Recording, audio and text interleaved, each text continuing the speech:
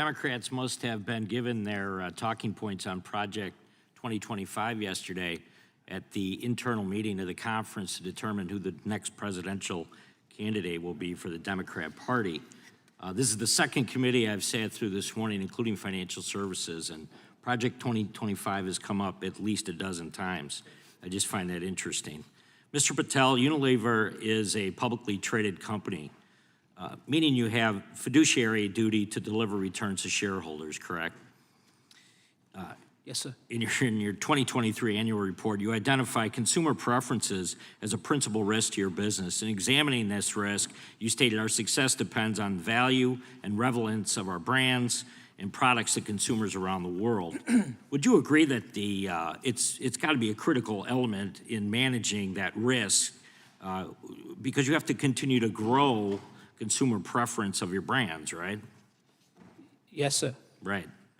And you do that through brand and marketing investments, or advertisements, I guess is another way of describing that, right? That's how we build brands. But between 2021 and 2023, Unilever spent more than $23 billion on brand and marketing investments. That's a fairly big chunk of your operating costs, I'm sure. Would it be fair to say that Unilever believes brand marketing delivers a positive return on investment? So that's why we invest, to build our brands and the equity, and that's why we're in 90% of US households. Right, but if consumer preference is still at risk, you could always do better, correct? I mean, that's obviously the goal.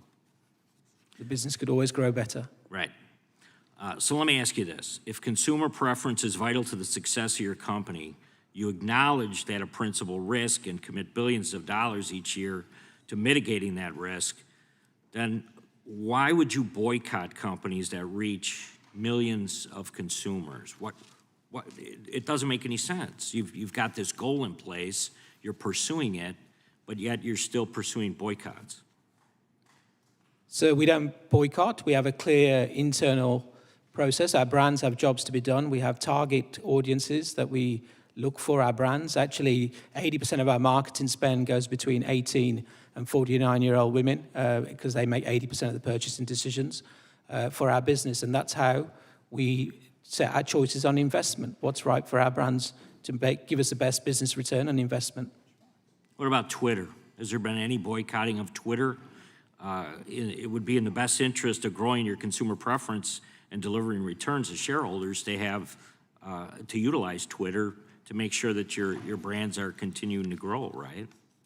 So on Twitter, or X as it's known now, there was a period in 2019, 2020, due to brand safety, that we pulled our investment, but we have now returned to Twitter across the world. Okay, thank you. Mr. Shapiro, can you explain the importance, I don't want to oversimplify this, can you explain the importance of advertising dollars to growing Daily Wire into the company that it is today? Sure. So the truth is that advertising dollars represent a far smaller share of the revenue of the Daily Wire than they did at the very beginning. When you're first starting a company, the possibility of starting it off the basis of subscribers alone is very difficult because you actually don't have tremendous market reach. The gradual increase in revenue is largely due to advertiser revenue. So at the beginning of the Daily Wire, nearly 100% of all revenue that we had when we were building the business was based on advertising revenue. Today, it's significantly smaller than that because we have a very large subscriber base. So the principal threat that I'm here to talk about is not about the bitterness of my company, which continues to be, thank God, highly successful.